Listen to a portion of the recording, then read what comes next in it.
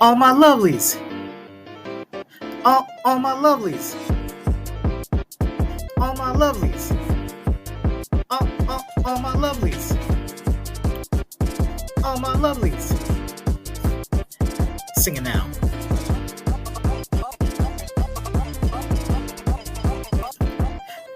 Hello, this is Sergi Desu from the Sergiverse Pod. That Sergiverse Pod, yes. Today is an All My Lovelies edition of the pod, where I will be having a lovely, one of my ever so amazing lovelies on. I'm going to ask them a whole bunch of questions, where they've been, where they're at now, where they're going. And hopefully in doing so, I introduce you into your own newfound lovely, someone that you can vibe with, someone that you could possibly connect with. I do hope you give us but a moment of your time, and you might just find someone that really sticks to you. I hope you enjoy. Let's get it.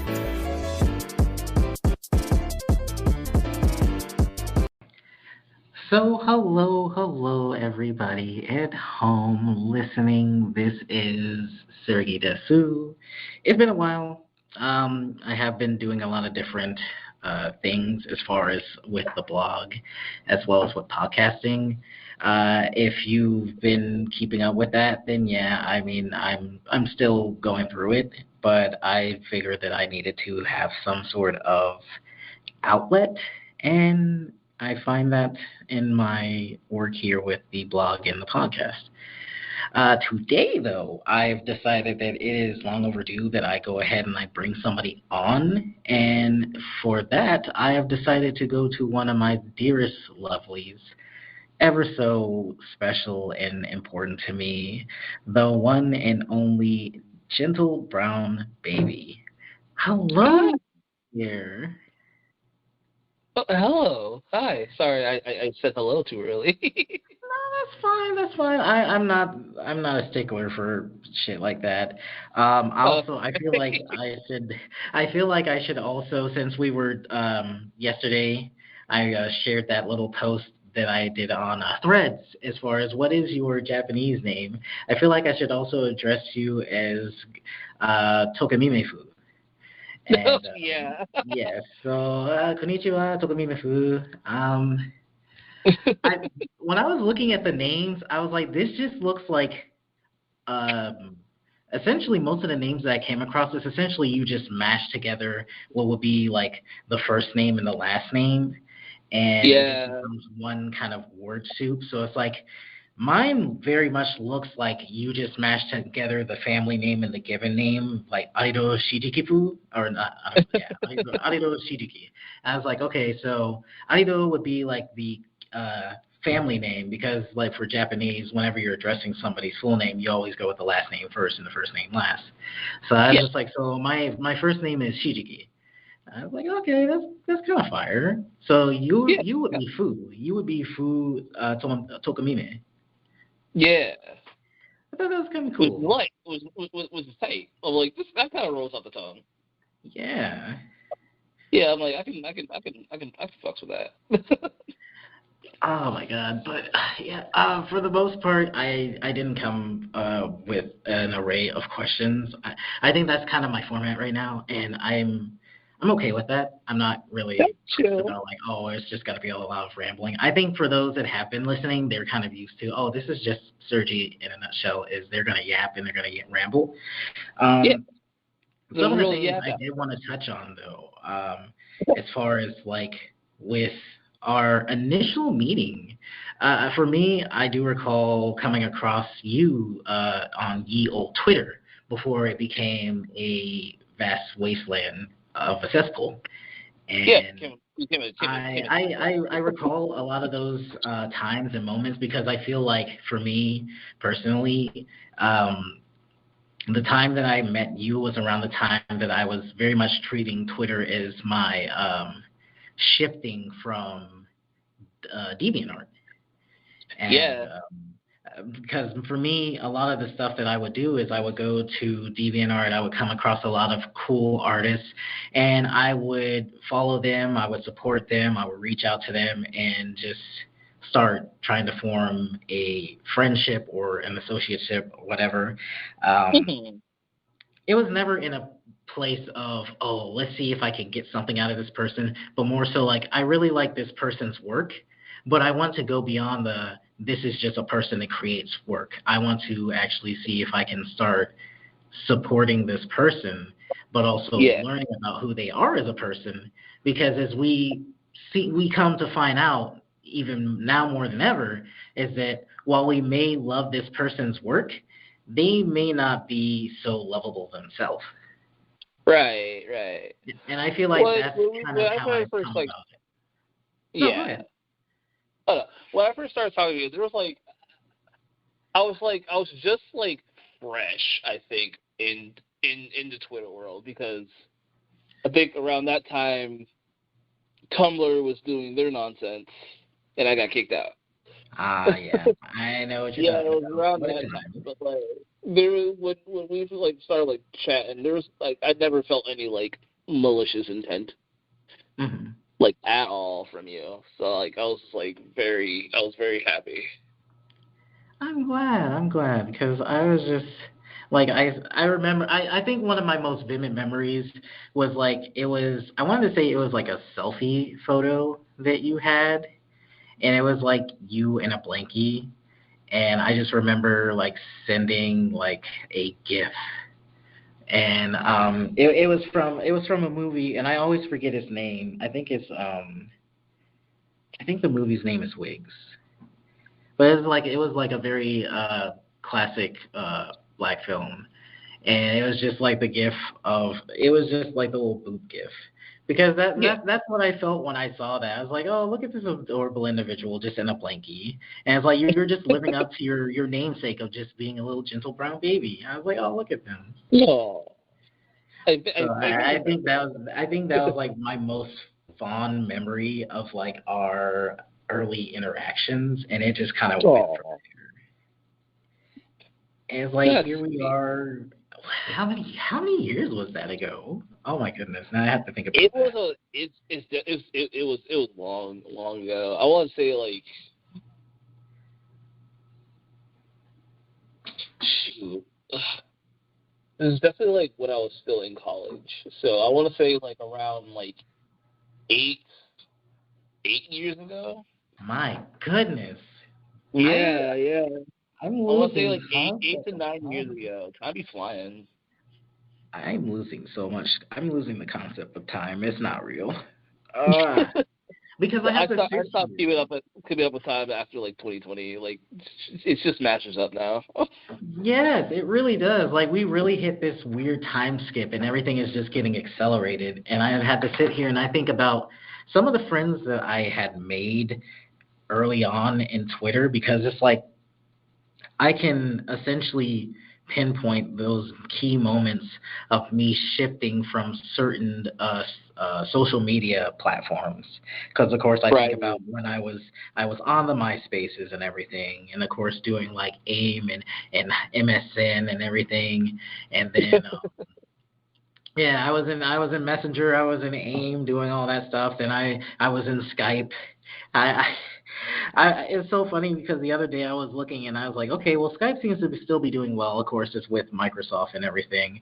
But I Yeah. think about one of my most vivid memories, and I'll throw this question at you to see if you have any vivid memories of that.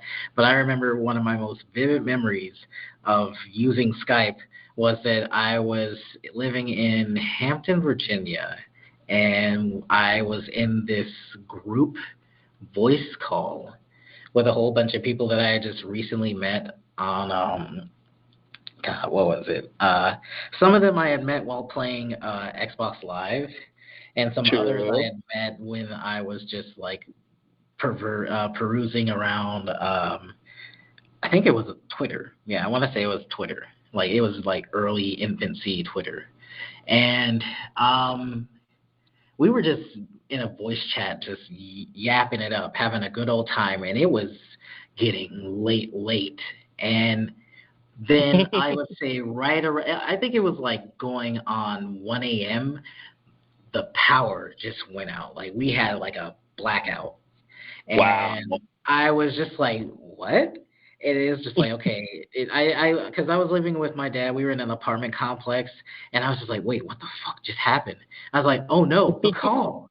And I was just like, oh no, the call. And I was just looking, I was like, oh, I got fucked. Oh no. They're probably just like, yo, Sergi just left. Like, Sergi just got snapped out of existence. I'm just like, Just disappeared. I've got hold. No. And it's like the power didn't come back on until like I think 3 a.m. And of course I'm still awake, like, bro, please come back on. And I'm just Right. sitting there on my phone. I was just sitting there on my phone. I was just like, y'all, I got wiped out. And they're just like, no. And it's like they ended up leaving the call like about an hour later. I was like, dang it, man. Because we were having a good time. We were all just yucking it up, having a great time, just being Yeah. being being young and whatnot. And I sit there, and I think what made it so significant is that I have to go and find this. It's somewhere in my Google Photos, but I screen capped because my laptop. I did not take the liberty of putting it on the charger. I was just like, I'm just gonna let it run out, and then it's like when it gets low to like maybe 10%, I'll put it on the charger. But that was before the blackout. So I'm sitting there with my laptop still on. I'm just looking at it tick down. And I'm just like, oh my God. And it actually got to zero, and it was sitting at 0%. And I just screen capped it. And I was like, yo, it's just sitting at 0%. It should be off now. And I'm gonna find that. If I find that, that's gonna be the photo for it's gonna be the thumbnail for this episode. Because That's I awesome. was just so enamored with it. I was just like, bro, like, doesn't it usually go off when it's like at 0%? It doesn't show 0%. It just says it just turns off. Just So said zero. yeah, that just blew my mind. I was like, bro, how is this still working? But Yeah. yeah, I throw that question to you. What is your fondest like moment with, say, just instant messaging or anything? Let me think. Because I don't think I like actually like had like AIM or anything like that, but like I did have like a Skype or like I'm trying to remember what it was called, but like it was called Rabbit, and Hmm. it was a website where you could like stream shows to each other, Yes, right? I know exactly what you're talking about because I had a Yeah, friend that yeah, she was a big yeah, movie buff, and if she's listening, she knows who she is. But yeah, we would go and watch movies on Rabbit a lot. yeah, yeah. But me and two other friends would just go on there and like just start watching like whatever we felt like watching that day. But today that day we decided to watch like a movie called just Rubber, and it was it was a very interesting movie because like it was about like a killer tire, like a killer sentient tire. Hell yes, I'm sold. Yeah, and like this whole the whole premise of this movie was like the narrative was like sometimes things just don't make sense. Yes. So I was like, all right. So we all just kind of watched it, try to see what was going on, and just like it's just like this tire murdering everybody, and like there's like this girl involved that was like maybe like it was just gonna have like some connection to like the sentient tire, but she just ended up just getting killed off with no explanation. You know, like they gave us like so much depth to her character just for her to just get killed in the most like mundane way. I'm like, really? And like at the end, like the tire managed to like I try to think of like the tire either got like melted or like exploded the motel where like everyone was at. But it was that time like it was time like it was like not a whole lot of movies just make me like speechless, but like that one I was just like, what the fuck just happened? There's no, yeah, you're right. The narrative is like sometimes stuff just don't make sense. But like it's just a tire just out to kill people. There's like the sheriff who had like this weird thing going on with like the mayor.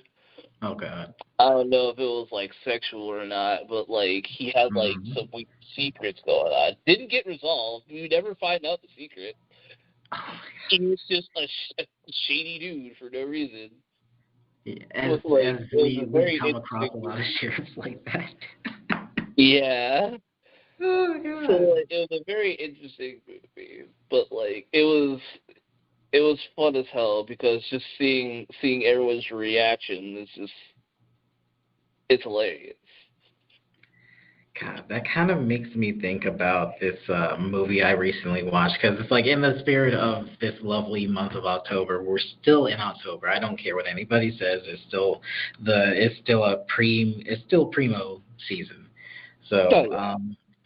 like I was watching this movie called Hellhole, and a part of me wants to go back and review this movie, but the Uh-huh. best way that I can summarize it is that there was this parasite that this takes place in God, what do I want to say? It's not 1700. I don't think it was 1700. Either way, it is colonial times essentially, and Mhm. there's these French soldiers that are just trekking through, and they come across this woman that just has a horse, a black stallion essentially, and she offers it to the French soldiers. French soldiers go back to their little campsite with all their lovely homies. And I was like, okay, maybe there's something that, like, maybe there's some offering or whatever. And it turns out, yes, it was very much so an offering because as soon as they get to the circle or the campsite, homie that was leading the horse along just brandishes a knife and cuts into the horse. I was just like, Oh. oh, okay, so it's that type of party. They're doing like occultic sacrifices and some shit. But Yeah. it only just kind of went left field after that, where essentially a giant parasite shoots out of this horse and starts Oh. running rampant, and it just starts running around and chasing dudes. And I'm just like, okay, this is that type of film. Because at first I was like, okay, maybe it's just some like omen, or there's going to be some curse that is carried on from like generation to generation. It's going to get to one of these like soldiers, like great grandchild or something. No, it was just like, no, this is just a fucking parasite that's just gonna go ahead and have it. And I thought that that was gonna Yeah. be the end of it. No, it went on from that, where we cut to modern day, and it's this fracking company that is looking to dig up things, and they keep using the term rabbit, and I don't know what that pertains to. I don't really know much about the fracking industry, but Yeah.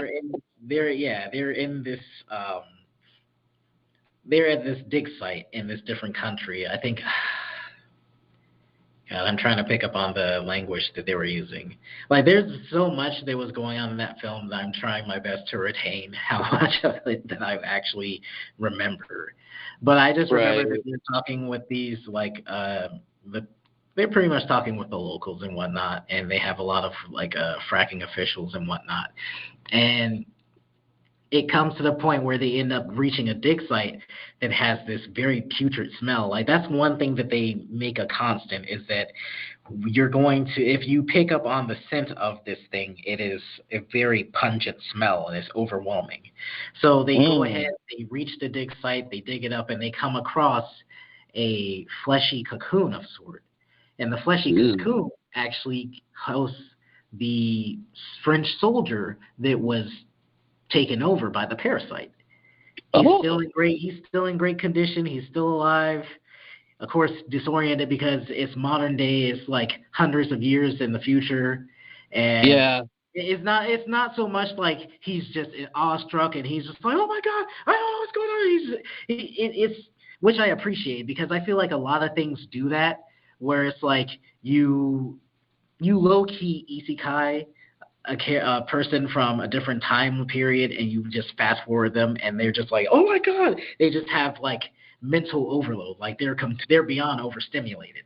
And I get that that's supposed to be like a guttural reaction, but it's like this actually felt nice because it just felt like, okay, he's just taking in everything that's happening, and he's only recalling what he just went through, which essentially felt like minutes ago.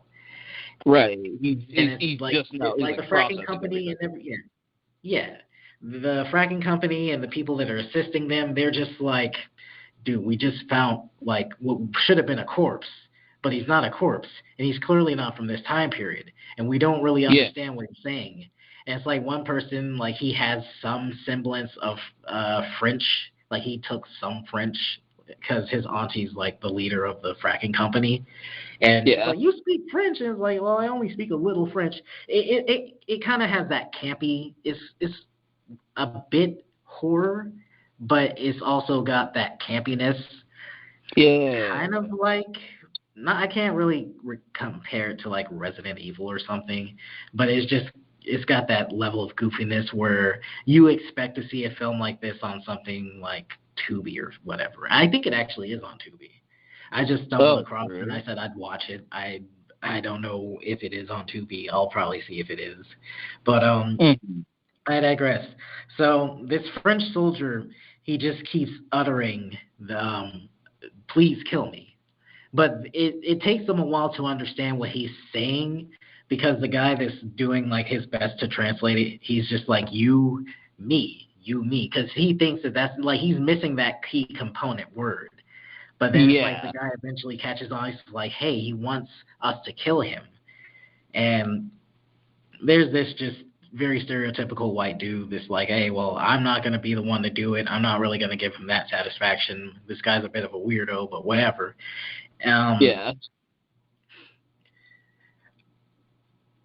I'll glaze over the rest of some of the dialogue and whatnot to get to the purpose of this. It's like the creature, the parasite itself, is attracted to masculine bodies. And I'm not sure if they really did a great job fully explaining it per se, outside of, oh, well, male body stronger, carries more, I guess, nutrients and protein or whatever, thus helping the parasite grow bigger and stronger. So it only went after the men, and there's only like 3 women that were in the group of like damn near 10, if not more. Yeah.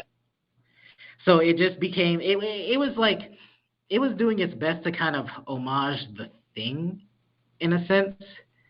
It was very goofy.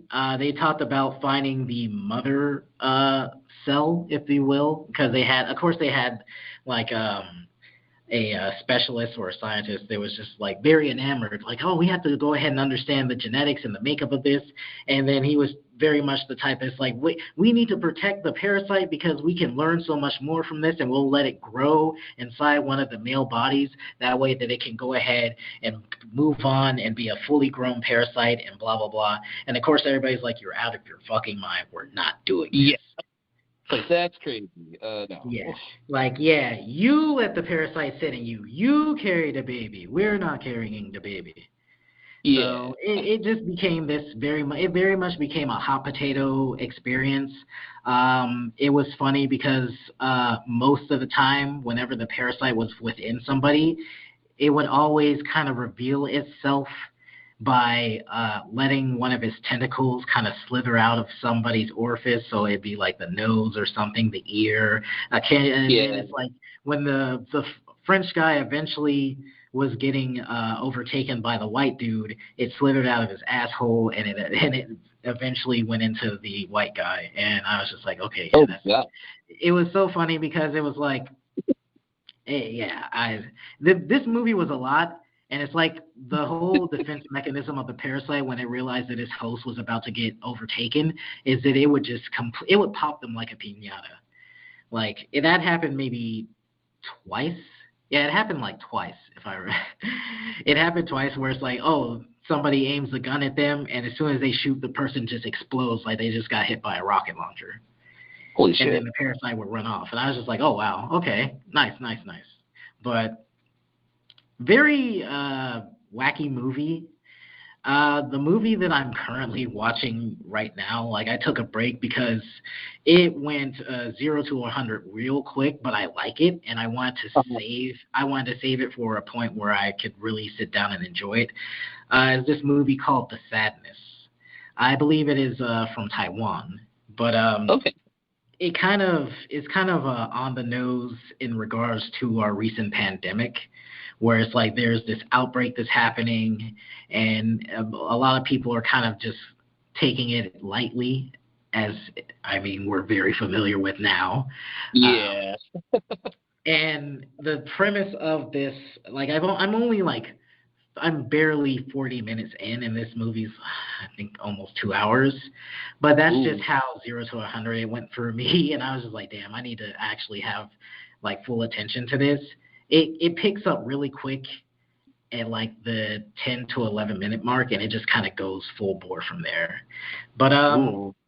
the parasite, no, but the infection, it causes people to have like extreme emotional takeovers, where it's like they might become hyper violent or something, or just extremely manic, and in some cases it can also lead to hypersexuality apparently, because like if you ever decide to watch this movie, all I have to say is like the train scene, which is literally the part that I had just stopped at there because I was just like, damn, this really took off. Yeah. That was like, wow, okay, and I I like it. I'm liking where this is potentially going. I already kind of have an idea of what might happen to one of the characters. And he's like supposedly a main character. I can only imagine that he'll eventually succumb to this, because it's like Yeah. you have two main characters. You have like this just boyfriend girlfriend pairing, and it is currently doing the whole, well, they're separated because the outbreak happened while she was at work and he was just at home trying to put things together because he's working on trying to get this big sale and stuff. But this outbreak is happening, and now he's dealing with the literal, almost like, I don't want to say patient zero, because he came across this elderly woman that was just standing on a rooftop looking around. He calls out to her. She looks over to him. He notices that the front of her gown is just completely soaked in blood. And then Mhm. he gets distracted. He looks back. She's gone. Comes across her again when he's at his go-to cafe, just looking to get a coffee after he drops off his girlfriend. And then Uh-huh. that's when the madness really starts, because it's like the madness kind of kicks in a little bit vaguely because he's on his way to drop her off at work, and they come across this guy that's getting put in handcuffs, and his fan is like, I think his mom is crying or something, and it's like you just see somebody on a gurney covered in a sheet, and it's just covered in blood. So it's like, oh Ooh. yeah, homie just ripped into them with a knife, and I was just like, okay, yep. So it just goes from there. It just goes from there, and I'm like, all right, I don't mind movies like that, because Right. like there are certain movies that I'll tune into, and it's very slow burn and somber and whatnot, and I like those. That's very much for me one of my all time favorite horror films is The Wailing, which is a Korean horror film. Nice. If you ever have the time to, if you haven't already, I say watch that film. That's one of my favorite all time horror films that I've come across in the last few years. It is so well done, phenomenal. Definitely. I'll definitely give it a shot. I've been like recently like watching a lot of like old like black and white movies. Yes. Like The Mummy, and like I think like the recent one I just watched was OG Wolfman.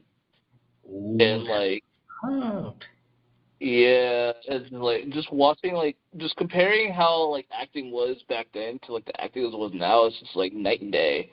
Yeah. But like that old acting has a very certain charm to it, Hmm. where like they're like loud expressions. They're like, yeah, like they're goofy. It's like a theater play, but like that was Yeah. time. That was Yeah. time. Yeah. I And mean, like you some were of like used to people like that. huh? Yeah, you're used to people like that, where it's like, I don't care what you have to say about me. I know exactly what I'm gonna do, and you can't stop me. Stuff like that. Yeah. It's super interesting. But like I've been enjoying it. The one I like it's truly like my favorite one is like I watched like the old Phantom of the Opera, Oh my goodness. and that shit Okay.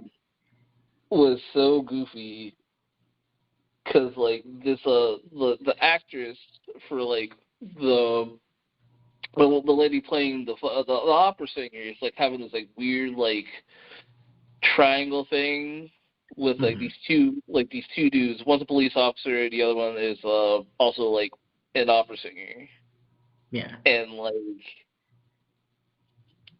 the whole thing about like the old fan of the opera was this dude made the score for what this lady was singing for, and like this the orchestra guy like just steals it, and that makes the Phantom like go crazy and try to kill him, but one of the maids like splashes it's the stuff that like you put like picture frames, not picture frame, but like to like do photos, like the liquid Okay. stuff that you put the yeah, you know what I'm talking about?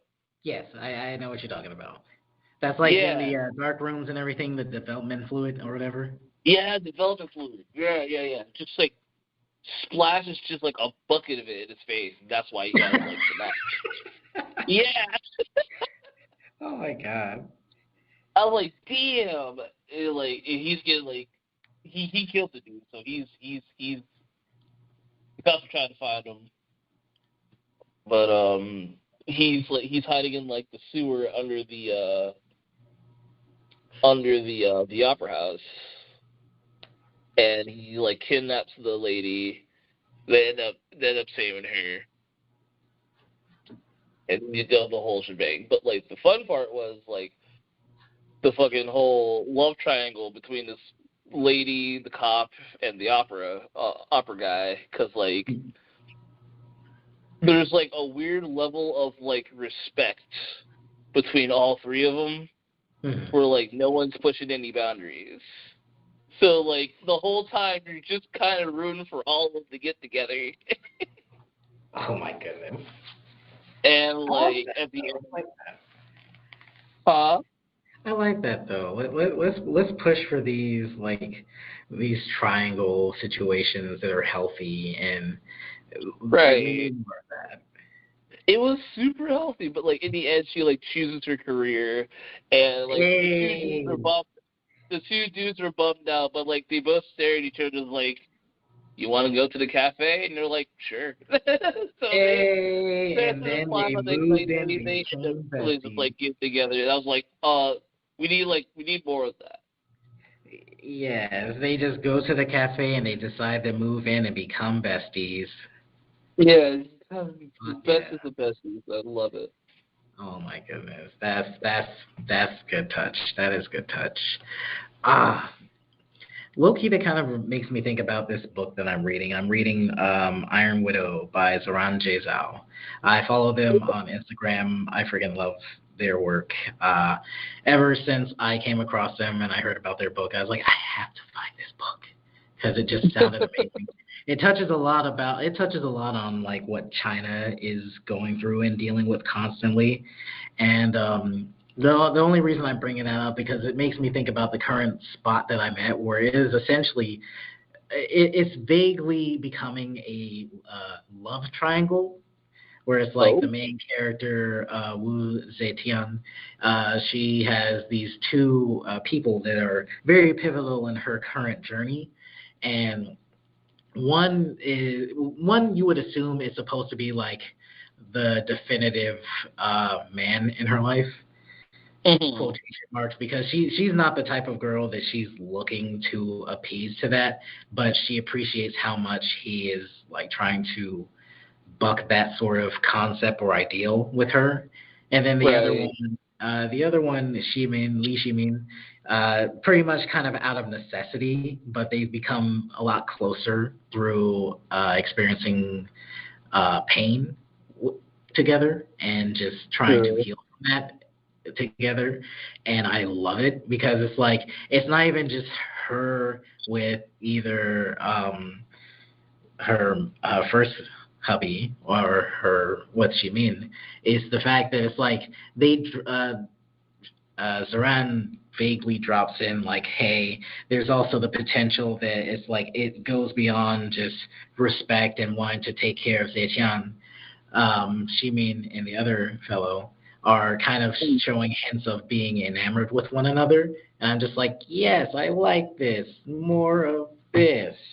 And it's like Yes. even like throughout that portion that I met, like Zetian kind of hints at, oh, maybe they're both enamored with one another more so in a fashion of like romance, just because of how they've been whenever they're with one another. It's not like, oh yeah, Right. like, hey, that's just bro. Like sometimes they show very soft like expressions or feelings towards the other, and I think that's really nice. I love that. So Mhm. more things like that, more healthy triangles like that. Yeah. But That's I definitely need more of that. now though, because I do want to give a good amount of time to this, because I feel Sure. like we tend to be on the same wavelength as far as like with spicy content. Oh yes. Yes. So Oh, one we of the love a things good spicy that content. I can honestly say you are truly a sleazy savant of is the spicy content. Yeah. I like I'll aside yeah. from like other things and whatnot, like I definitely know like whenever I think about GB, one of the things that always stands out is like they are a 10 out of 10 when it comes to like anything lewd.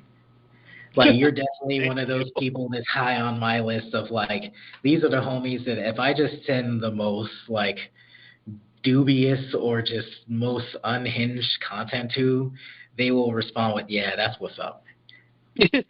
that's that's the good stuff. Yeah, and it's like what for me personally, like I'm seeing myself kind of step back from how much I'm using Instagram, which I think is a great thing. I need to try Oh and wean yeah. off. I try to wean off of some of that stuff anyways, but for now I feel like it's more so out of necessity because I don't really have a space that I'm constantly using Wi-Fi throughout like the nighttime and everything, unfortunately. And Fair. that's fine because it's like, especially now with me having a job and my time is going to be much more dedicated to that, at least for the next couple of weeks as we get ready for the holidays and such. But Right. whenever I am on Instagram, um, a lot of the time I do try to find the most unhinged shit to try and send people, and it's like I have certain pages that I've just become an active follower of. Of course, one of the ones that are they're just very tame is the secret buttholes one. Like that's always Yeah. Yeah.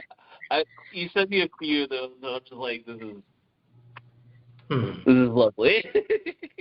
Yes, I'm glad. I'm glad you appreciate it. There's a couple of other ones that I can't really name off the top of my dome, but like they always have like, granted they're AI and it makes me kind of sad, but it's like the ones where it's like it's spoofing like fast food places like Burger Bing and all that. Oh yeah. I love those to death. I love Kirby Bing. Yes. It's just top quality curse content. And then, of course, there's some other stuff that's not necessarily sexually based, but it's still curse content. I don't know. I just get. I pop for any time that I have some curated content like that on my feed, and I'm just like, I gotta send this to the homies. And it's like I realize that most of the homies are gonna be like, yo, what the hell is this? And I'm just like, it's okay. I understand. You just a baby. But then it's like I sent it to like you or like a few other people, and you guys are just like, yeah, that's what I'm talking about. Is And it then you got the friends that are and like, it what won't the even hell? just. Is it you got the friends that are like, what the hell? Or then you got the friends that are like, this is the good shit. Yeah, and it's like not even just that, but then you'll turn around and you'll match the energy, and I'm just like, hey, and it's like we just go back and forth with it, and then everybody's just acting goofy, and I'm just like, what the hell?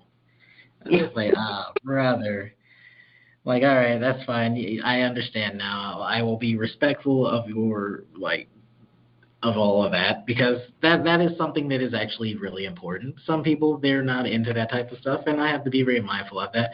I did have somebody that I was talking to. Unfortunately, we did have to part ways, and I respect that. But they were like, yeah, that's one of the things is like whenever I see you like share that or whatever, I just can't get down with that. I was like, all right, I understand. Fully understand. It's not for everybody. I'm not gonna be like, oh, why can't you be like this? Like I get that not everybody's into that type of thing. That's one of the things that I'm trying to do a better job of. But also at the same time, I do know that hey, you are more than welcome to Dipset if this is not for you. I enjoy this stuff. I enjoy it a lot. I would say that I'm trying to get more acclimated with using Blue Sky regularly. It's not that I feel like it's not I don't. It's not that I feel like it's not uh, giving certain things for me, but it's just that I got so used to using Threads, which I'm using way more, and almost to the point where I'm using it much more than Instagram. Because it's just like I'm able to have like conversations with certain people. I'm starting to kind of meet other queer, trans, gender diverse people of color, and that makes me happy. And yeah, I mean, I can still do my lewd posting, my horny posting and stuff on that. Big fan of that. I don't know the like restrictions on Thread because I do have like some stuff that like I want to post on there, but I'm like, is it okay? Because like, what's like I'm trying to figure out like the extent of like what I could do. Like, can I post like the ones where like where my of course my art where like the titties are out, but like can I post big throbbing cock? Can I post? Yeah, like can I put a costume here or can I not? Like where do we stand? I think that's very hit or miss, kind of like how Instagram is. I think that's hit or miss because I will tell you, literally the first day that I got on Threads, I was like, oh, so this is pretty cool. And then it's like, I think my second post, I was like, oh, so here's some cheeks. And it's like me and my pinkies and everything. And they're just like, whoa, hey, partner, wait a damn minute, buckaroo. This ain't that type of dance. I'm like, oh, all right, my bad. But then I turn around. And it's like, not to throw any shade or anything, I see the little lithe white femmes doing the thing, and they're in their nice bikinis or whatever, and they're showing ass just like I was showing ass. And it's like, yeah, that's okay. And I'm like, wait a damn minute. I'm like, hold the fuck up, bruh. Nah, I posted ass, and you guys trying to put me in jail. They posted ass too, and it's all over the timelines. Like, all right. Like, we're playing this game already. I see you. Like, fuck. I mean, it's not somebody. Yeah. But then I was like, okay, well, there's Blue Sky, and I signed up. I forgot when I signed up. I think I signed up, like, sometime last week. Or not last week, last year. Yeah, I signed up sometime last year or whatever, and it's like I haven't really used it a lot, but it's like I follow certain people that are on Threads that they showcase that, hey, yeah, I use Blue Sky. I was like, okay, I'll try Blue Sky. And, like, I'm following a lot of trans people on there. Like, that's pretty much, like, 98% of my follow is, like, transgender diverse people. And I think that's just how I want to keep it. Like there Yeah. might be some creators that I follow, but I think I might just save that for Threads per se. But Mhm. like for the most part, I think I want to just keep it like that.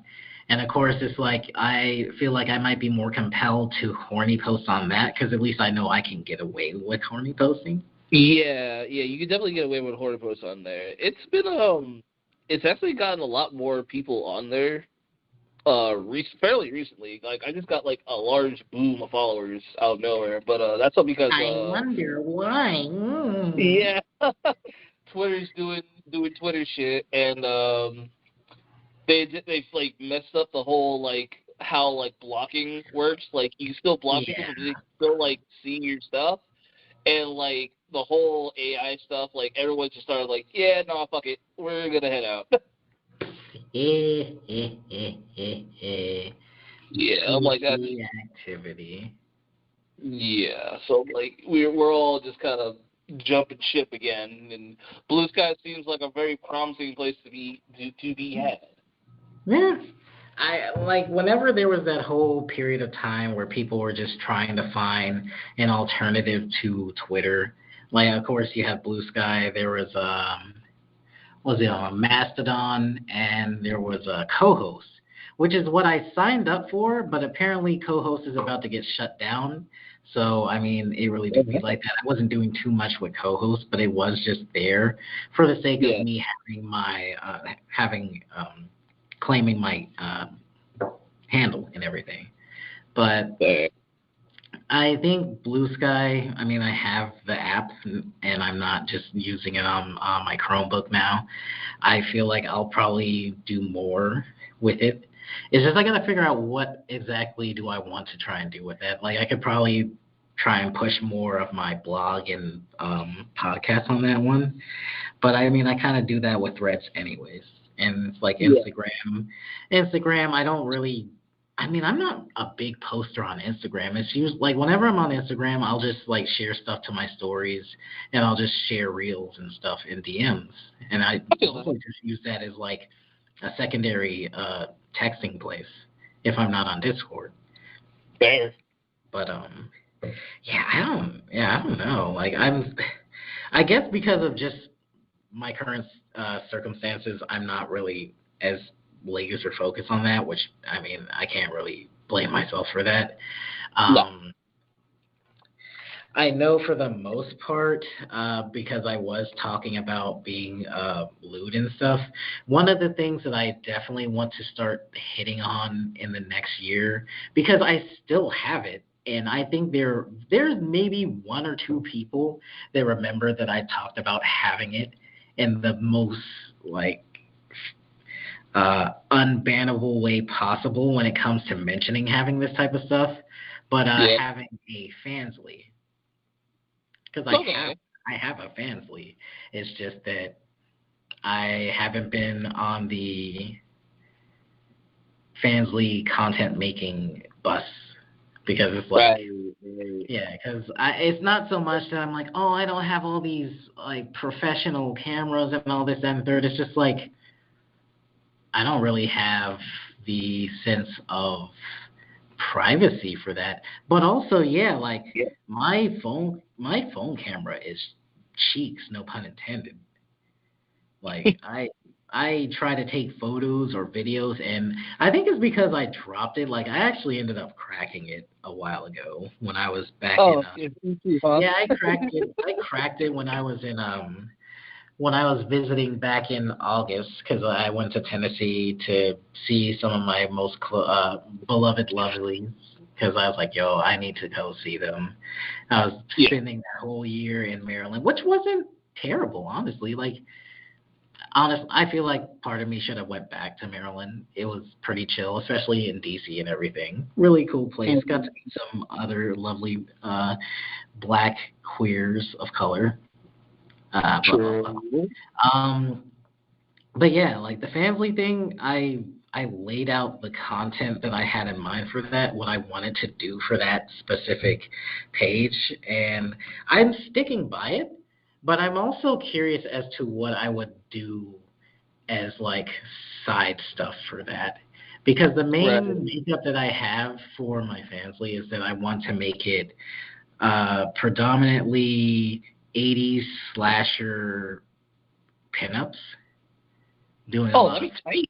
yeah, like that's what I want to do is like I want to do a lot of 80s slashers pinups, and then outside of that, because it's not just gonna be for the month of October. No, that's gonna be throughout the year, just doing stuff like that. But also Right. maybe trying to sprinkle in other content outside of that. But I'm not too sure what Right. that would be. Because I know for That's some fair. people they usually go for the ideas of like, okay, why don't you do like lewd cosplaying? Because I do still want to get back into doing cosplaying and stuff. And I was like, that wouldn't be a bad idea. But also, I think I could probably sprinkle in doing some original content too. A lot of stuff based around my OCs and whatnot, and a lot of my Oh, personas.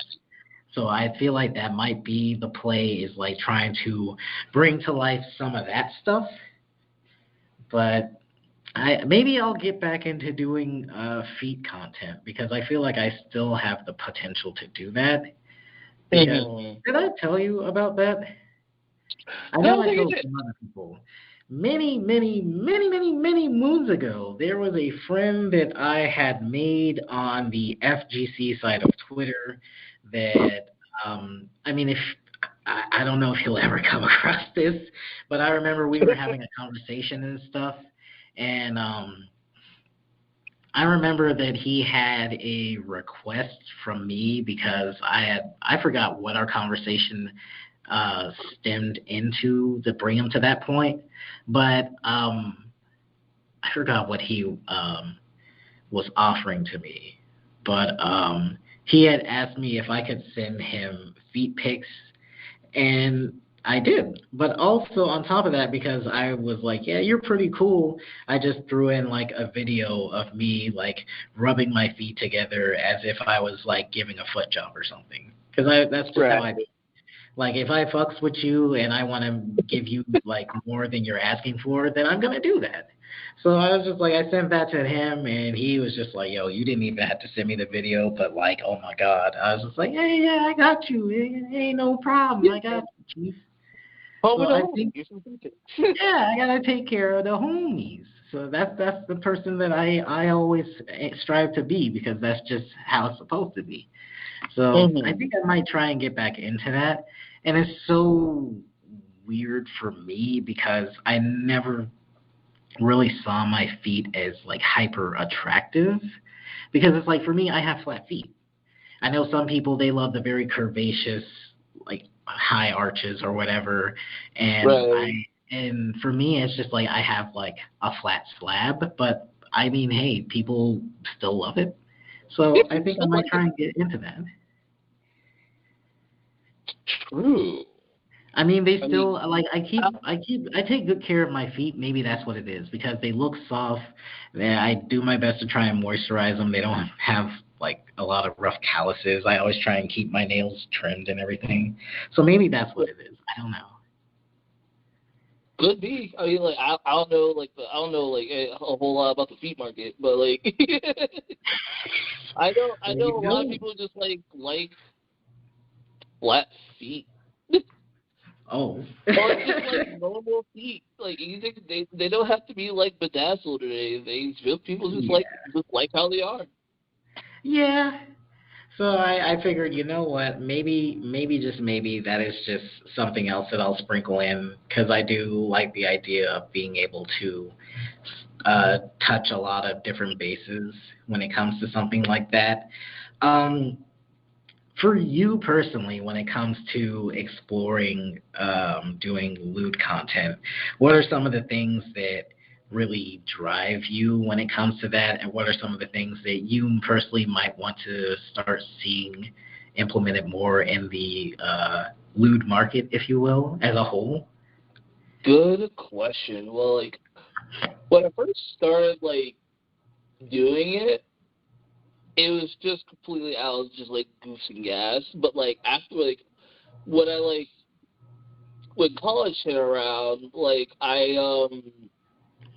I was asking like a lot of like stuff about like me personally. Like what do I want out of this?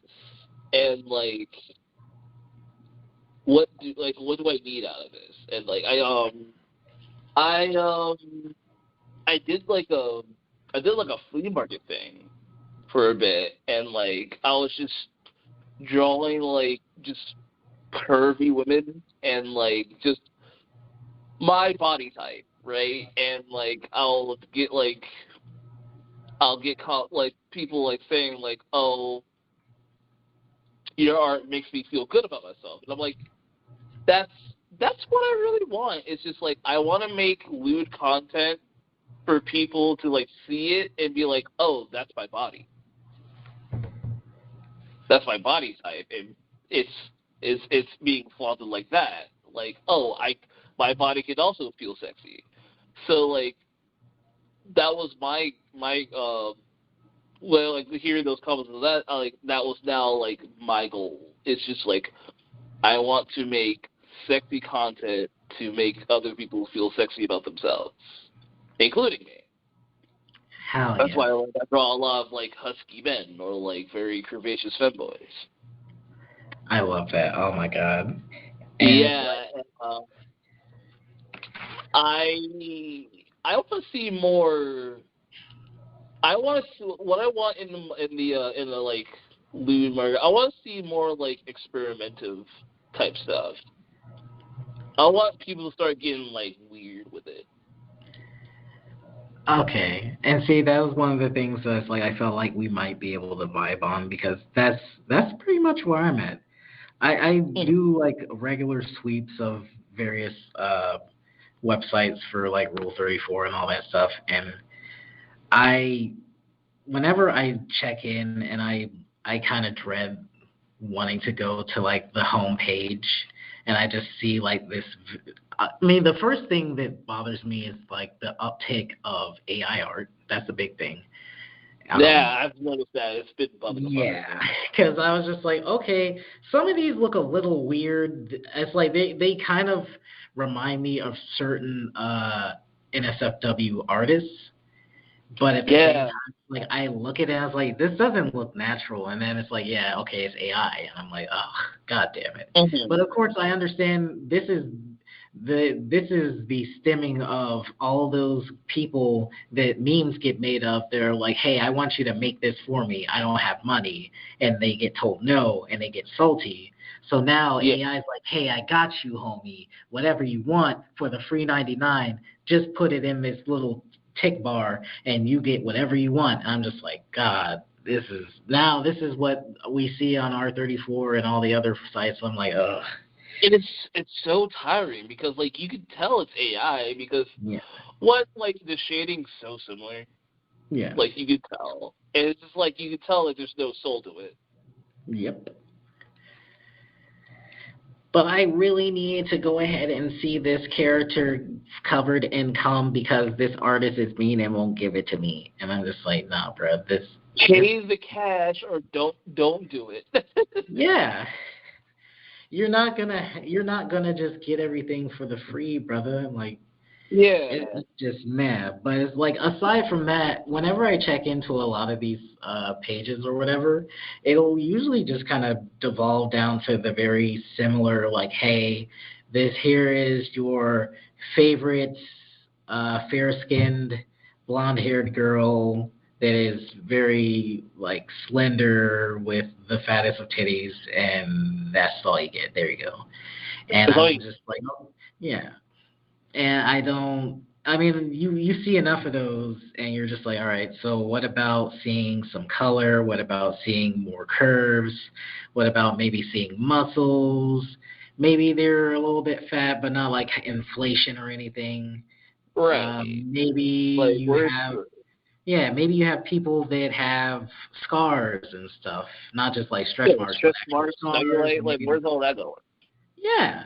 Like, are we just gonna get every fair-skinned, blonde-haired, blue-eyed girl under the sun with the same fat titties, and that's it? Right. Is that all it takes to just get someone going? Yeah, I mean, you're just passing on what we see enough of in real life. Yeah.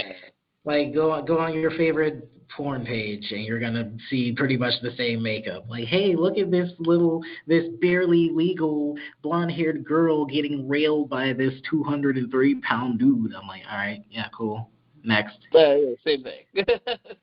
And I was just like, all right, we can have variety. We can have differences, and I want that. I want that.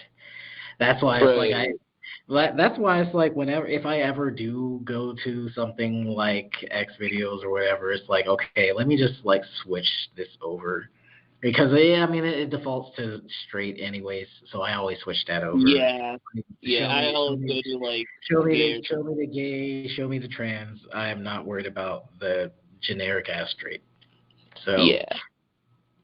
It saves me the headache because it's like I'm not like that. That was decades ago, was eons ago. Yeah, we all went through that. Now we're ready. We don't do the straight still. Yeah. Yes. We're long past the days of the straight porn. We're not doing that no more. And it's like I have to think about in retrospect how I was when I first came across the porn because it stemmed from a lot of curiosity and seeing certain characters and whatnot, and then eventually just like, oh, so what if I just start typing in stuff? And I remember one of the first things I came across was gay porn, and I was just like, okay, yeah, I like this, and I was just watching it and stuff. And then, of course, eventually it was just like, hey, what about this blonde-haired white girl? I was just like, okay, but, like, this is kind of interesting. It's like you just see these two dudes just going at it. I was like, dang, that's kind of interesting. And then, of course, that eventually started to evolve and stuff.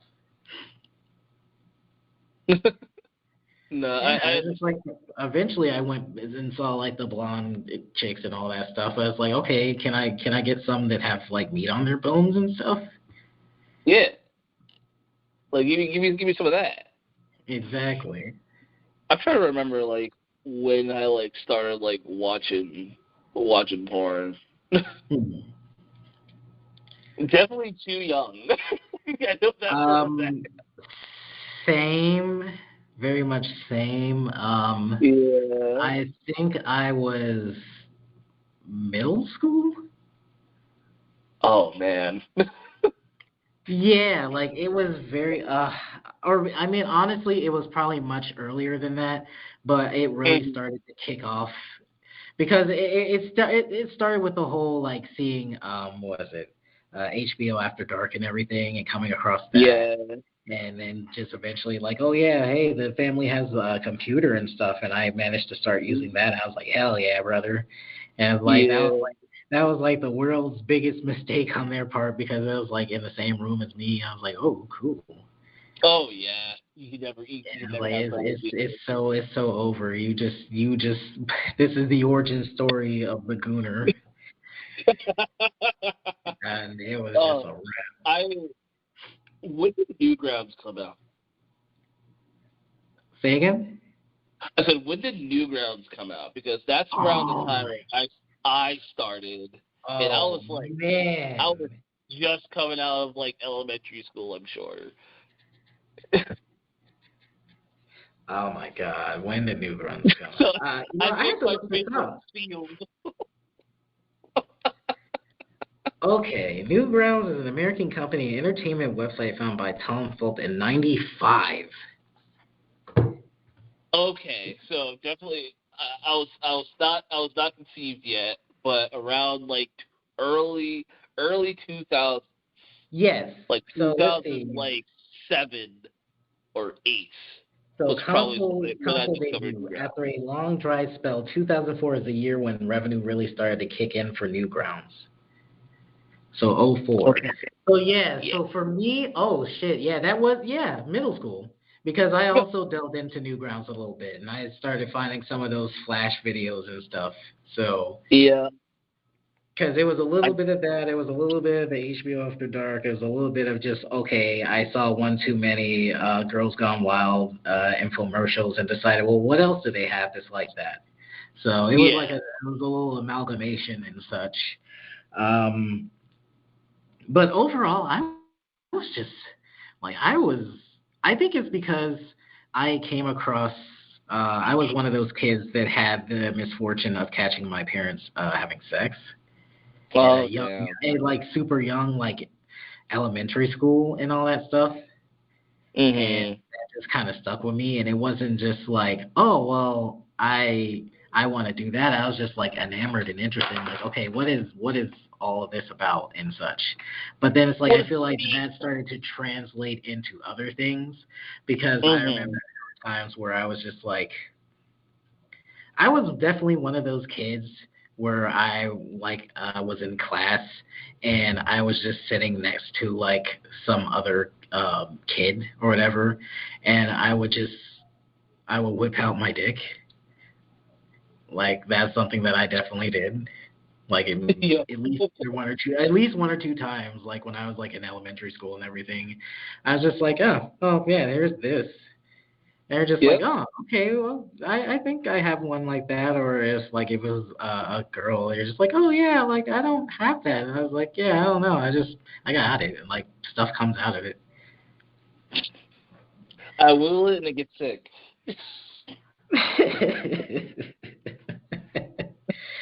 Oh And then it man, gets tired after a while. yeah, exactly.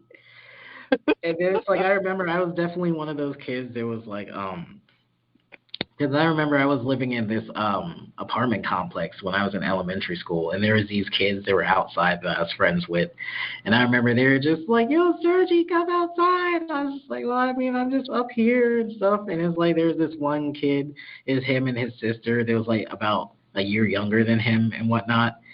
And I just Mhm. remember I was just like, "Yo, Joey, like pull your sister's pants down." I was just like, "Yeah, I was one of those fucking kids, dude." Just I I was on demon time really early, You're on and demon time, man. yeah, I was just on demon time super fucking early. I was just like, bro, like, what? Where did this high level gooner mentality come from? Right. Where But does it's this like mentality now, come from? yeah, like now that I'm at the crisp age of 33, it's like there's still that level of just unhingedness, but it's like I'm much more aware of like, hey, being considerate of like consent and whatnot, and just this, that, and the third. Like if I Yeah. do decide to be like a gooner of high renown, I have to understand that that's not going to reflect well to some Yeah. people. Like I talked about a little bit earlier, but it's like if I know that I'm in an environment where that is okay, then I will do it. But I also have to be mindful, like, hey, if I'm going too far, let me know. I don't Right. want to turn this into a, oh, this is getting kind of yikes. I think I might need to leave because Sergi on some other shit. Because that's the last thing I want to do. That's the last thing I want to do. Because Yeah. I, but I think that's why I enjoy some of the interactions that I've been having on Threads because I'm finding people that can match that energy. But also it's online, so I understand that if we were to meet in public, that doesn't just mean that that's going to be the same energy. Right. Just like being able to discern when to turn that on and when to turn it off. But Right. for me, I enjoy when I can have that sort of in quotation marks release because there are times where I'm just like, damn, I just want to be a fucking horny on main motherfucker. Sometimes that's yes. I completely understand that because as a I'm a parent now. I gotta censor myself a lot when I'm around folks. So just having people that are like me online, oh, I can just be weird, be chill, and get it out my system. So I'm not being fucking weird with the neighbors, which I would never go to that level with these neighbors. No, Yeah. but it's nice to just have folks like me just around, just to be like, hey yo, look at this. Or that's freaky. Yes. That's freaky. Where's the sauce? Yes, exactly that. Exactly that. I think for me though, one of the things that I would say is like the pinnacle or the peak that I only had a taste, a modicum of, is having homies that are down to share like nudes and such. Fair. I've had like two friends like that in the past, and it's Fair. like things change. That is the thing that I have to be very mindful of is things change because it's like I Hmm. realized that for some people it's like it was just for that time and such. I was like, it was a good time and I respected it. It was fun while it lasted. But I do Yeah. like to think vaguely about that because it's like it's not even so much about like, oh hey, this is gonna help me bust one, but it's like it's positive Look at my reinforcement friend being to the comfortable with highest himself. degree. Yes, Yeah. that too. It's like positive reinforcement to the highest degree because it's like it's one thing if you just show your butt and such and like some panties or whatever, but it's another thing Right. if you're just like, yo, like here's me fucking nude and such, like just showing everything, and then you have Right. somebody that they're just like, yo, this is fucking hot, blah blah blah, whatever whatever. I had to go and bust one, whatever. Like that's positive Yeah. reinforcement to the highest degree, and I've had that experience before, and it was so affirming because there were times where I was just like, dude, do I even look appealing in any fashion? Like I'm trying to. It's weird to have that complex of like, hey, I need to get some sort of reinforcement. Like I'm looking to be affirmed by someone else. Because there are times Right. where I'm like, do I want to be that type of person? Because I'm learning to be able to just enjoy myself regardless of outside approval. But then Right. always find that way back of like, do you think that I like would you personally? I'm just like it eats at me sometimes because I was like, do I really need to give into this like very? I see it as primal. I see it as very like primal of us to be Hmm. seeking outside attention. No, And like it's I think I understand that okay, because like it's I think it's a normal human thing to just like feel like feel like you want to like be like feel good. Like it's a hmm, normal human thing for like you want to feel good in your own like body, and like sometimes you just need reassurance from like a friend like or a partner. It's like hey, or, like you send them a picture like hey, do I look good? Or hmm. like just throw it at somebody that's like that you're gonna be comfortable with. Like hey, and like sometimes we all need that like that gas up. True, very true. Yeah. Yeah, because I was like, I don't know. I guess I find myself in that place right now because for me, um, as somebody that is looking to get back into doing relationship anarchy and looking to have like various romantic partners or just platonic partners, what have you, it's Hmm. I guess that's just me trying to see if I can gauge where I might be at for some folks.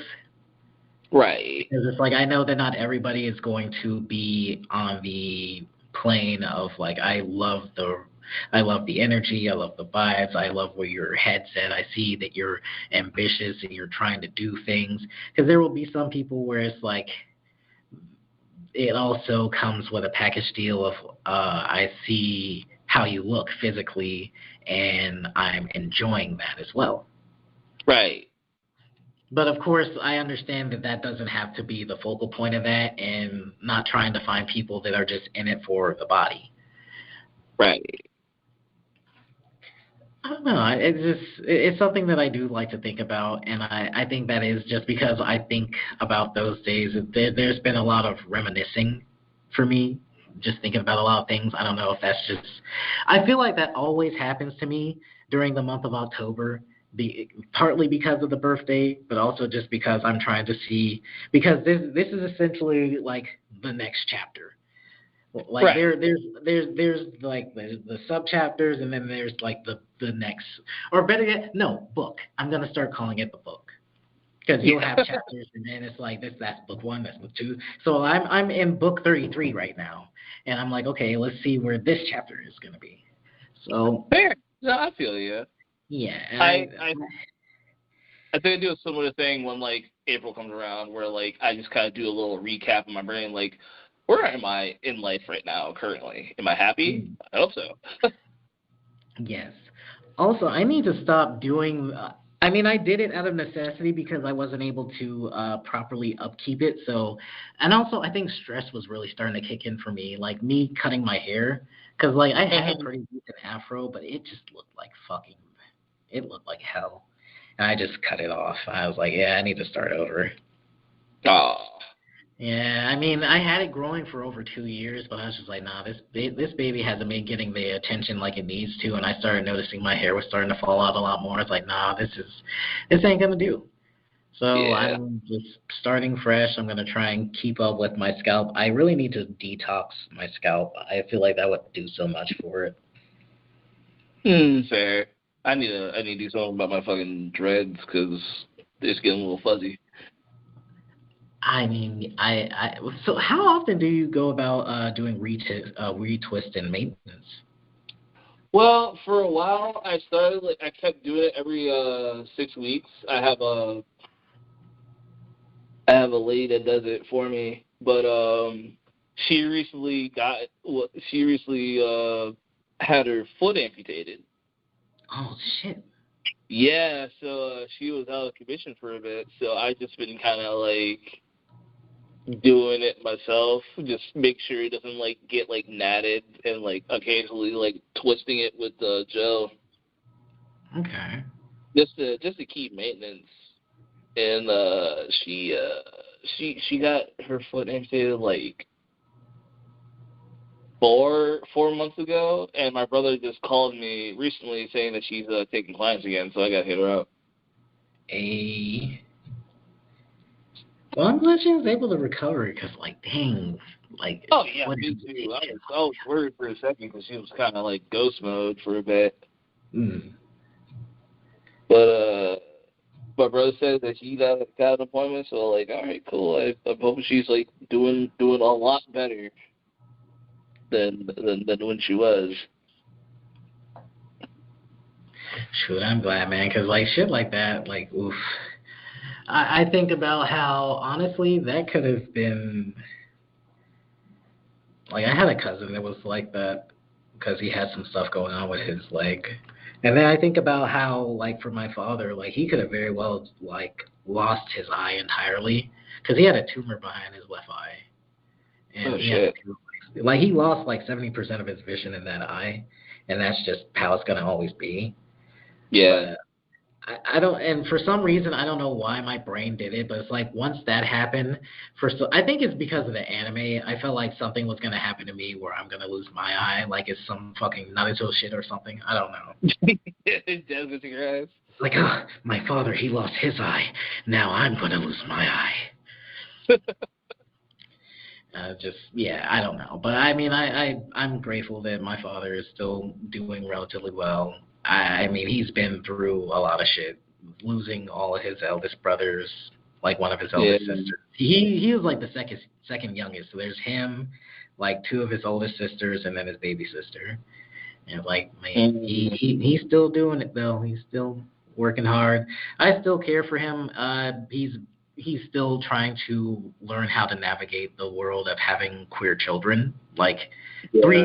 all three kids are queer in some fashion, and it's just like I don't All know. three. Yeah, it's just I don't know what to tell you, my boy. GG's like you got me like the ultra queer, and then you Yeah. have my sister who's lesbian, and then you have my little brother who is assuredly gay, and it's just like, hey, I don't know what you want to say, my boy. And I think there's, I mean, my stepmother, I love her to death too for everything that she's been able to do for me and my father post dealing Mhm. with my biological mother and that horrible divorce and everything. I digress. But I could tell that part of her is still very like hurt, and I mean that's on her to heal from that, where Yeah.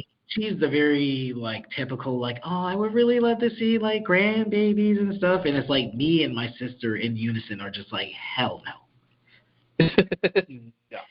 So you better hope and pray that our beloved younger brother is looking into that as a potential future, because I mean we're not changing our stance on that at all. Like Yeah. my sister is happily in a relationship, and I look forward to whenever her and her girlfriend get married, because they are absolutely adorable together. It just makes me so happy. Aw. It warms my heart because it's just the epitome of black joy. Like just seeing Oh, them both together is just love to see it. yes. And she just celebrated her 22nd birthday. She's doing big things. I whenever I get back over to the East Coast, I mean, whenever I get back to the East Coast, there's a lot of stuff that I need to do. Obviously, I need to try and find a way to Florida because I do want to hang out with you and your partner and everything. And Yeah. That'll be and it's tight. like I have like two other friends that are down there in Florida. I got one that's like in Pensacola, and she's interesting. I know she's listening, so yeah, I just acknowledge you. I hope you enjoy that, Stinky. Um, yeah, she's oof, I love her to death though. She's good people. But Mhm. there's you guys, there's her, it's like I have my other friend. This I think she's still in Jacksonville. I have to hit her up. It's been a while. She's been busy. So Yeah. things to think about, things to plan for. I know in a couple of weeks I'm going to be back in Tennessee for holiday purposes as well as some other big happenings. I know that I just came to Arizona, but I'm going to make my expedited departure from Arizona by the December time. So that's kind of the plans. That's kind of what I'm working hard on with work right now. Is just making the money so I can save it up, and like I'll use Tennessee as like a hub point, because I mean that's like my second longest term, or no, actually. No, that's my third longest term state that I've lived in, because there's North Carolina, Virginia, that, and Utah. And I mean, I made most of my queer friends in Tennessee, so that's why I True. just think that's going to be the hub point. I'd love to say that Virginia could be the hub point, but it's like a lot of those friends aren't really queer, and I don't think a lot of those friends are even still there. And I mean, that's just mainly the family, and I don't really feel like trying to dissect my whole queer existence to them anymore. Oh, that's So, fair. yeah, I'd rather not. It's Yeah. too much work. They ain't paying me enough for that shit. But I'm just rambling at this point. One of the other things that I did want to touch on, because we're also on the same wavelength for this matter, has to be fighting games. Yeah. Like, what was our first initial meeting when it came to like playing a fighting game? Was it Street Fighter 6 or was it something else? No, it was Street Fighter 6. No, it was Okay. I'm trying to Okay. remember the game we were playing.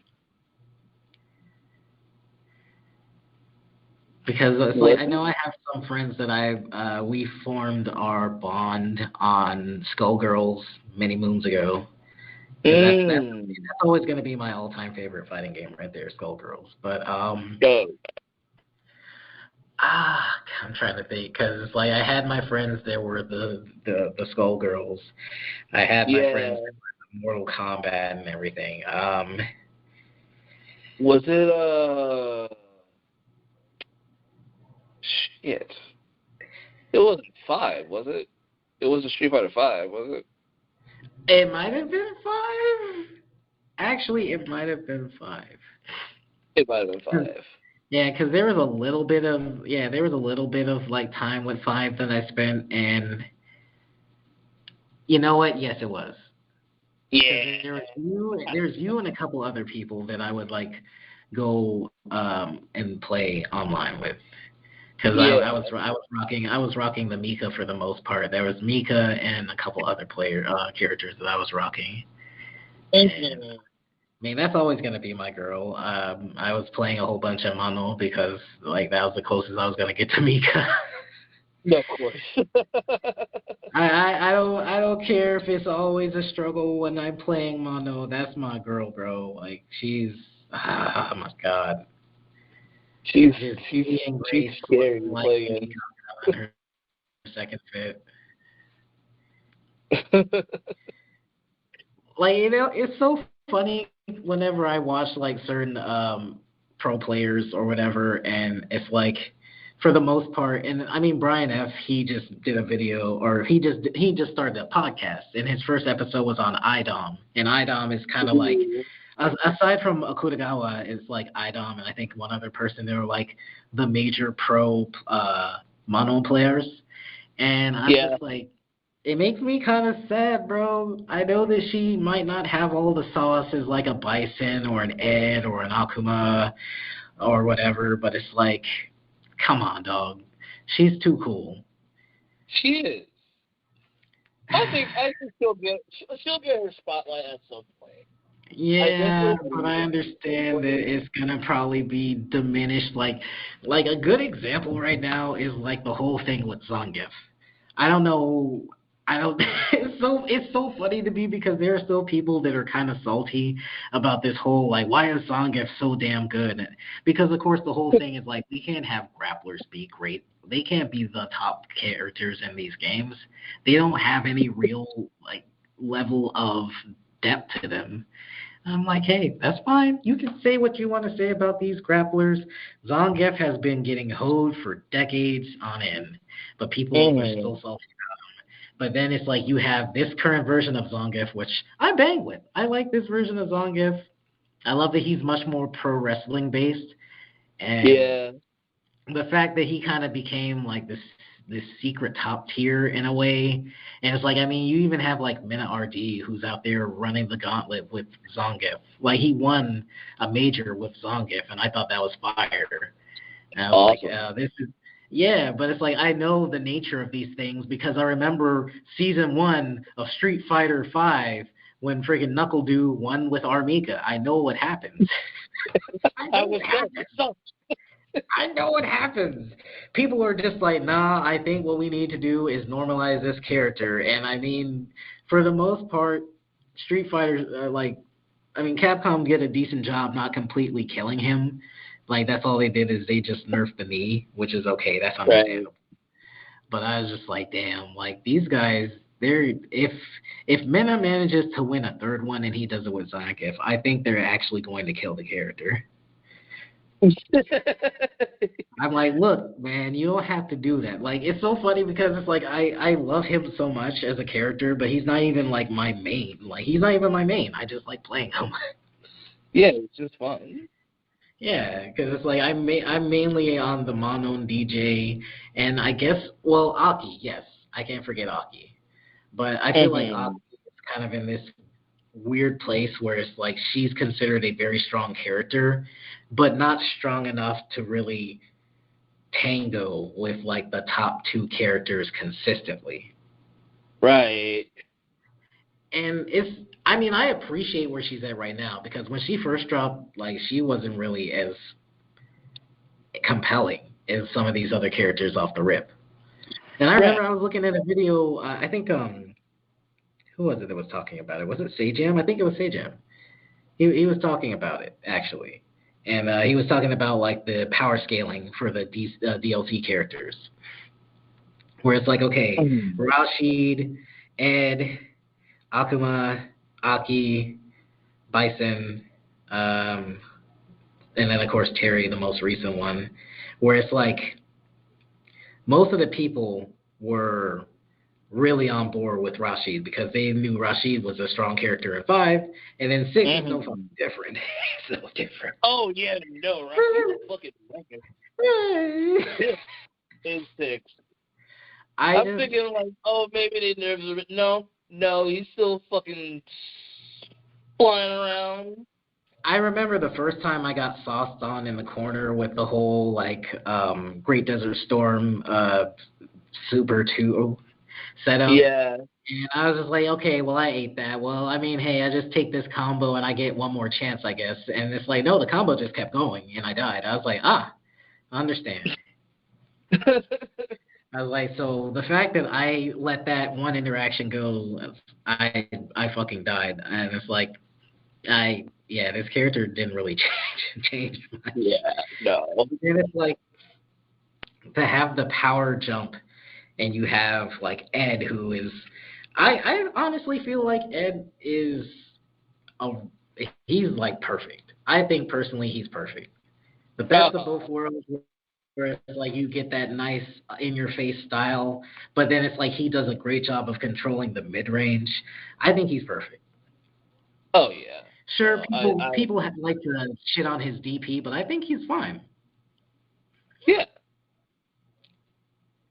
No, I love I just like started playing Ed like fairly recently, as like you know. Yeah. Like he's fun as hell to play with once you like figure everything out. Like that goop string, like it's fun. Oh my god. So I realized that they call that the flicker because some like there were some people that were like, no, that's flicker. I always thought that was just called snatcher, but Oh yeah. I mean, yeah, you snatch, like it makes sense. yeah, I mean that's what it was called in 5, and flicker was whenever he did that 1 2 3 shit that people Yeah. always complain about. Like that was always considered flicker. It was just like 1 2 3. I was like, okay, they took that away, which honestly he never really needed that to begin with. That was just like that was a knowledge check tool in 5. Yeah. I feel like, do you know how to stop this fake pressure? Do you know how to stop this seemingly invincible move? So Right. I ultimately think that Ed is in a phenomenal spot. I love seeing a lot of different high level players playing Ed because it's always a party. There was that brief moment where before Terry, it was literally when it because I there's a couple of pages that I follow that do high level replays, and one of the ones did like for that time period before Terry, it felt like the only matchups I would ever see is Akuma versus Bison, and I was like, okay, I get it. They're the hot stuff. They recently came out, but also boss character, but also very very high level offense and great damage. And I was just like, okay. I mean, at least it kind of teaches me how to approach certain things. But I was just like, dang, I kind of don't see any other characters that much. So it always makes me happy if there's ever like a replay of like a Kimberly, or occasionally you'll get like a Kutagawa doing some things with Mono, which I always try and tune into because then I feel like I can learn some things of what I could do and implement with Mono. But then we get Terry, and I love Terry so much as a character. I remember many moons ago I hated Terry because my best friend back in the day was a Terry main. I remember we played played King of Fighters, what was it, 2002. We played 12, and we played another one. And Terry was this guy, and he always dunked on me with Terry. I was like, dude, this fucking character, bro.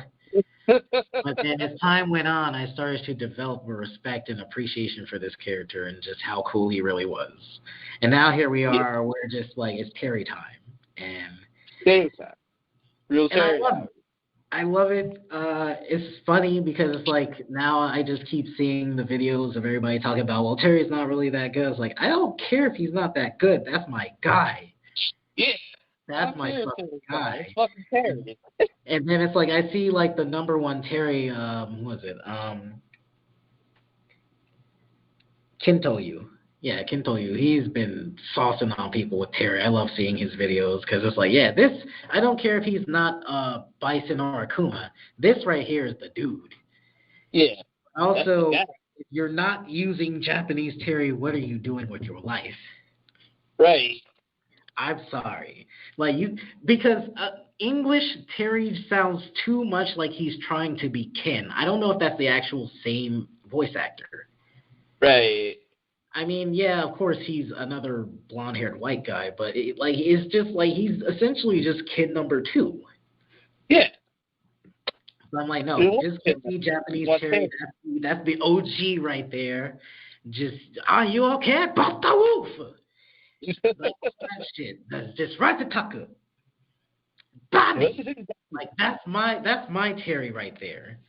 Yeah. Plus, I get hyped You whenever got he broken does, like, his English. critical art.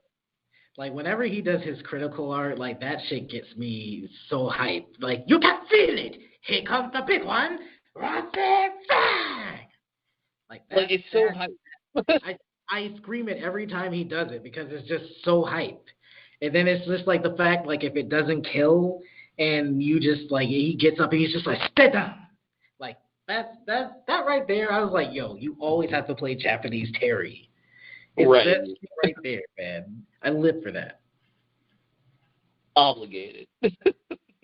God, that character, man. I'm so happy to see. I feel like more fighting games need to employ the concept of crossovers done tastefully like that. Because it's Right. a super tasteful crossover. I mean, I'm not going to glance over the fact that DOA did a fantastic crossover. Like, they brought in Mai Shiranui, they brought in Kula Diamond. They brought in a lot of great characters, and they did them justice. So it's very possible to do some great jobs. Of course, Tekken with Akuma, even though everybody fucking hated Akuma. Yeah.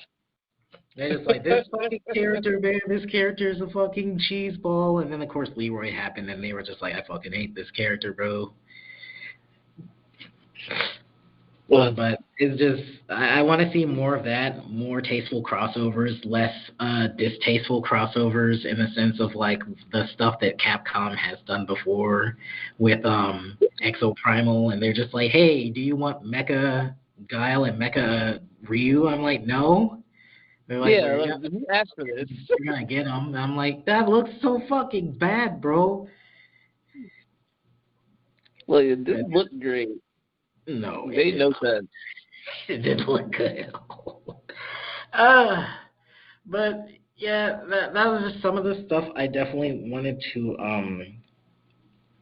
touch on with that. But also, for you, GB, do you feel like we have the potential of in the next year getting a Marvel vs. Capcom 4 announcement?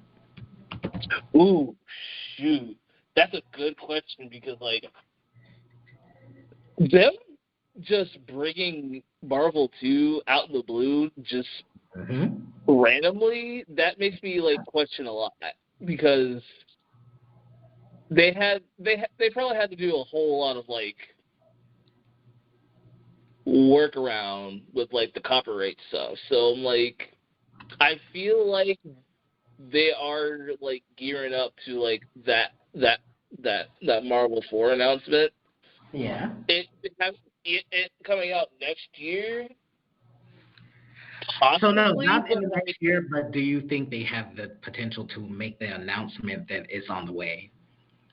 Oh, I believe so. I personally believe that like with everything kind of going on with them like bringing back Marvel 2 or just all the Marvels and like the fighting collection that just having SNK, we're definitely going to get some form of crossover. And I'm hoping that it's going to be Marvel 4 because, like, Infinite did not sell very well. Granted, like, it's a fine game. Like, exactly. I'm glad that you agree because I remember playing that. I was like, yeah, even though there's the memes and it's like, oh my god, look what they did to Chun-Li's face, blah blah blah. It had some of the best like out of the Versus series. I feel like. Yeah, there was probably the issue of like balancing the Infinity Stones and everything, but it was a phenomenal game, and I actually didn't mind the whole the tag team system of just like 2 players. Yeah, that was fine.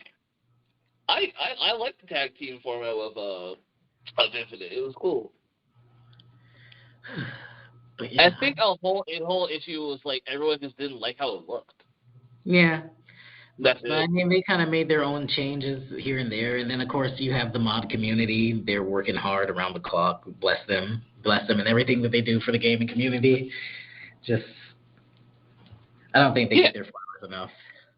They damn sure don't get a lot of respect from some of the developers because they're just like, oh yeah, this is I think we'll have to steal this and give no credit. I'm like, oh, that's the game you play.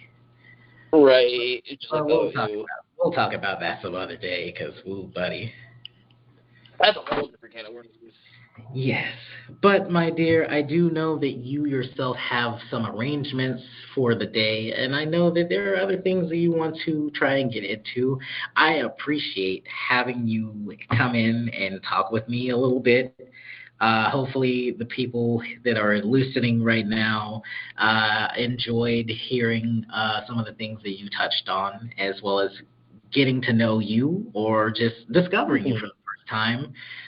Would you kindly share your socials? I'll put them in the show notes, but of course, I'd like for you to share to the people where they can find you if they want to know more about this lovely artist of artists. Oh, well, first, thank you for having me. I was very surprised when we asked to be on your Surprised? podcast. Not you being surprised. I had to have you on. I had to. Oh, There was no way I was gonna do this whole thing and not have you on. oh, I appreciate it. This has been a very fun time. I love this. I'm glad. But yeah, you can find me on the old dying ship Twitter. But you can also find me on Blue Sky, Instagram, Newgrounds, DeviantArt. Anything that you can find art in, yeah, you can find me. Tumblr, I'm back on there. Hey, let's go. Yeah, so all of them are just Gentle Brown Baby. If y'all like the freaky art, I could do the freaky art. You still have your Redbubble. I almost forgot. You have that, right? Yeah, I got my Redbubble Hell still. yes. Go buy Yeah, I just stickers. posted Go something buy new their on there stickers. too. I still have your sticker and everything. Go buy their stickers. No, thank you. Yes. I have to go back up there. Like once that first paycheck hits, obviously I have to go buy a plane ticket, but I think I owe it to myself to get some more stickers. I have to. I gotta put some new sticker designs on there, honestly. Oh, let's go, baby. Let's go. Yeah, Woo. yes, definitely do that. But Hell yeah. this has been a fun chat. Yes, of course. I would love to say that there is a potential for another one in the works. It'll probably be in a few months because I do have to be considerate of like a lot of things, scheduling this and the third, mainly more so for myself, but obviously for you because let's not act like you don't have a lot of things in the works.